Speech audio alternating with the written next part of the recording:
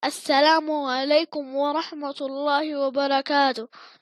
My name is Shaheer Abbara. I am from grade 4A, Success International School. My project is about adjectives. Adjective. An adjective is a word used to modify or describe a noun or pronoun. They are always near the noun or pronoun they are describing. The boy is tall. Positive adjective. Sarah is taller than Leah.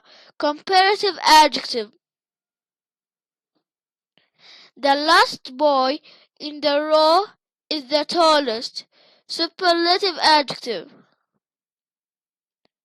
I am proud of my handsome boy. Appearance adjective. He had black hair and blue eyes. Color adjective. We are hoping for better results tomorrow. Condition adjective.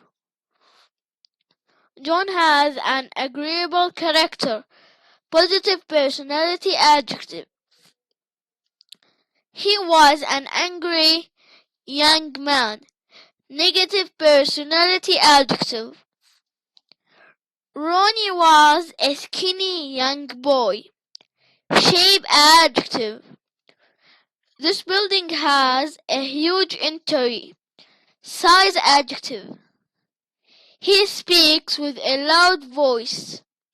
Sound adjective. She likes the creamy coffee.